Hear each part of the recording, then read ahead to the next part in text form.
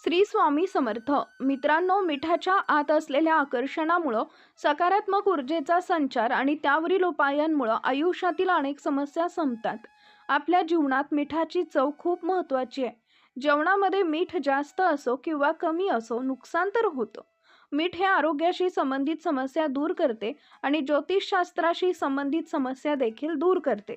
ज्योतिषशास्त्रानुसार मीठ घरामध्ये सुख समृद्धी वाढवते आणि राहू केतूचे अशुभ प्रभाव दूर करण्यासाठी देखील मीठ प्रभावी मानले जाते. मिठाच्या आत असलेल्या आकर्षणामुळे सकारात्मक वातावरण निर्माण होते, कारण मिठाला माता लक्ष्मीचा भाऊ मानलं जातं. कारण मीठ देखील समुद्रातूनच मिळते. परंतु मित्रांनो, मीठ नेहमी काचेच्या बरणीमध्ये ठेवावे, नाहीतर त्याचा आपल्याला शुभ परिणाम मिळत नाही.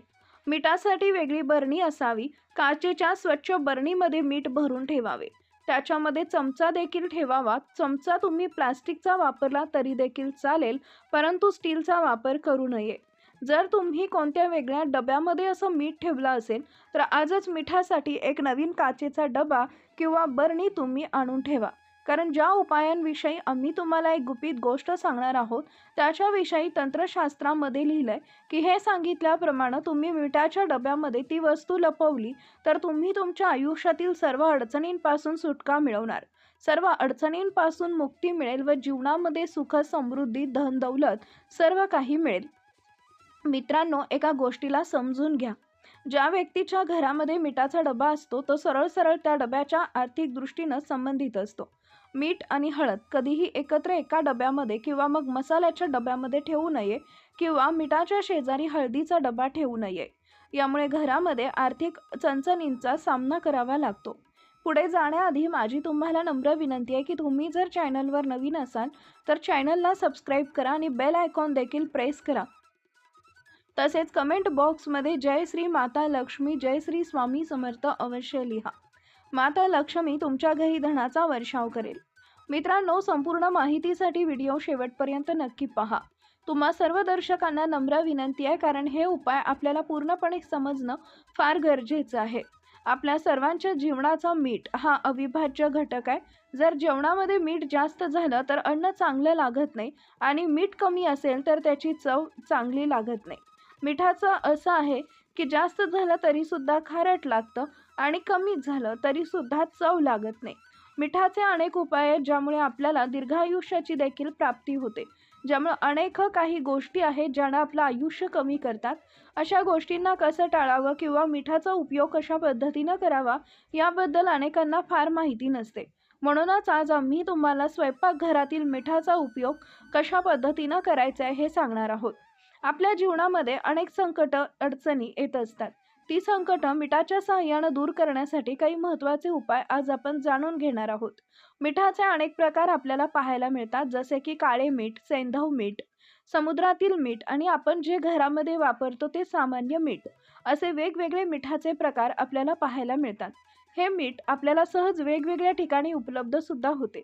ज्योतिषशास्त्रानुसार मिठाला चंद्र आणि शुक्र या ग्रहांचा प्रतिनिधी मानलं जातं.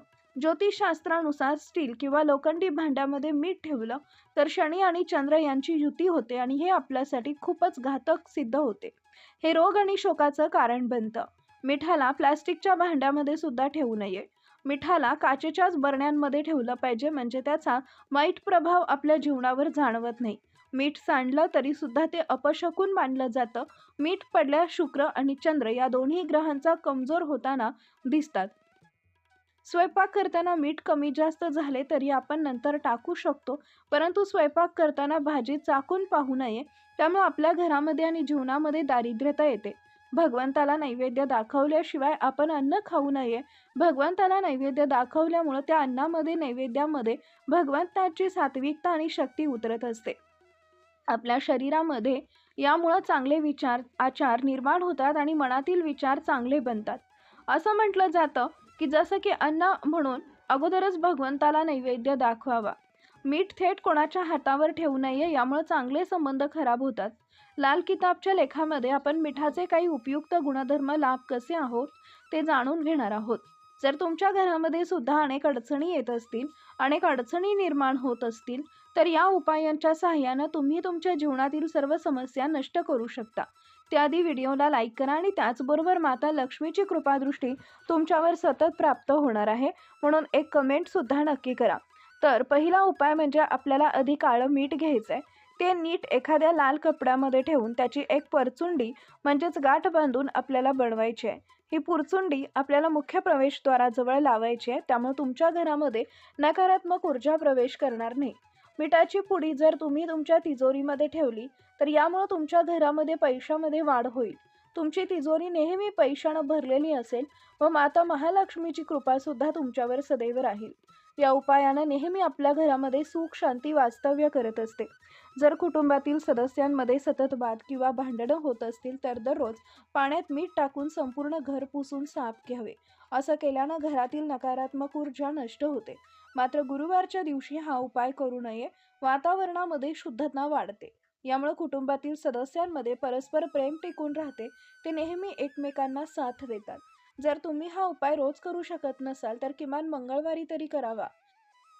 यानंतर दुसरा उपाय, आपल्याला एक काचेची बाटली घ्यायची आहे। त्या काचेच्या बाटलीमध्ये आपल्याला मीठ भरून ठेवायचं आहे आणि ही बाटली आपल्याला बाथरूममध्ये ठेवायची आहे। अगदी छोटीशी बॉटल असली तरी चालेल। असं केल्यानं आपल्या शास्त्रामध्ये सांगण्यात आलंय की मीठ व काच हे दोन्ही राहुकीचे कारक आहेत। म्हणूनच जर आपण घराच्या कोपऱ्यामध्ये काचेच्या बाटलीमध्ये मीठ ठेवलं तर घरातील नकारात्मक ऊर्जा नष्ट होऊन सकारात्मक ऊर्जा तयार होते। स्टीलच्या भांड्यात मीठ ठेवलं तर अशा वेळी चंद्र आणि शुक्र यांची युती होऊन त्याचे परिणाम आपल्याला भोगावे लागतात। त्यामुळे तुमच्या जीवनामध्ये दुःख अडचणी निर्माण होऊ शकतात।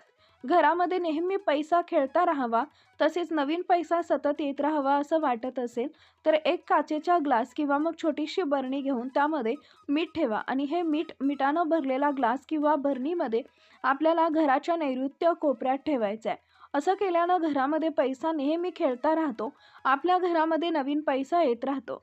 या ग्लासमधील मिठाला किंवा बरणीमधील मिठाला पाणी पूर्णपणे सुटल्यावर ते मीठ बदलून नंतर पुन्हा आपल्याला त्याच्यामध्ये नवीन खडं मीठ भरायचे। तसेच तुम्ही तुमच्या मिठाच्या बरणीमध्ये कोणालाही न दाखवता न सांगता गुपचूप 2 लवंगा ठेवू शकता। त्यामुळे माता लक्ष्मीचा आशीर्वाद सतत घरामध्ये राहतो।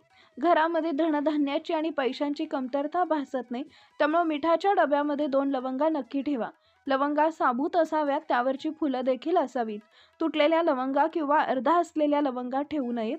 त्याचबरोबर जर तुम्ही तुमच्या बाथरूममध्ये कोणतीही नकारात्मक ऊर्जा असेल अशा वेळी आपल्या बाथरूममध्ये समुद्री मीठ ठेवायचं आहे। त्यामुळे तुमच्या बाथरूममधील वास्तुदोष पूर्णपणे दूर होऊन जाईल। जर तुमच्या घरातील बाथरूम चुकीच्या दिशेला असेल तर बाथरूमच्या उंबरठ्यावर लाल रंगानं जाड रेषा काढावी। यामुळे घरामध्ये असलेला वास्तुदोष देखील मोठ्या प्रमाणात कमी होतो। जर तुमच्या बालकाला नजर लागली असेल तर अशावेळी चिमूटभर मीठ घेऊन त्याच्या अंगावरून ओवाळून ते मीठ वाहत्या पाण्यामध्ये सोडून द्यावं। जर आपल्याला व्यक्तिगत नजर लागली आहे असं वाटत असेल तर अशावेळी सुद्धा मूठभर समुद्र मीठ घेऊन आपल्या अंगावरून 3 ते 4 वेळा फिरवावे आणि त्यानंतर हे मीठ शौचालयामध्ये फेकून द्यावं। असं केल्यानं आपल्याला जर कोणाची नजर लागली असेल तर ती नजर निघून जाते। अनेक वेळा वास्तुदोष दूर करण्यासाठी सुद्धा मिठाचा उपयोग केला जातो। जे काही उपायांनी आपण दूर करू शकतो असं दोष असतात ते दोष दूर होतात। जर तुम्हाला तुमच्या वास्तूमध्ये नेहमी उदास वाटत असेल तर अशा वेळी आपल्या दोन्ही हातामध्ये मीठ घेऊन उभं राहायचंय आणि त्यानंतर हे मीठ घराच्या 4ही कोपऱ्यात फिरवून घराची दृष्ट काढायची आहे आणि त्यानंतर मीठ बेसिंगमध्ये पाण्याचा नळ चालू करून पूर्णपणे वाहून द्यायचं आहे। असं केल्यानं आपल्या घरातील वास्तुदोष पूर्णपणे दूर होतो। मित्रांनो, हा माहितीपूर्ण व्हिडिओ तुम्हाला आवडला असेल तर एक लाईक नक्की करा। आपल्या मित्राबरोबर शेअर करायला विसरू नका। कमेंट बॉक्समध्ये श्री स्वामी समर्थ नक्की लिहा। धन्यवाद। श्री स्वामी समर्थ। संपूर्ण व्हिडिओ पाहिल्याबद्दल मनापासून आभारी आहे।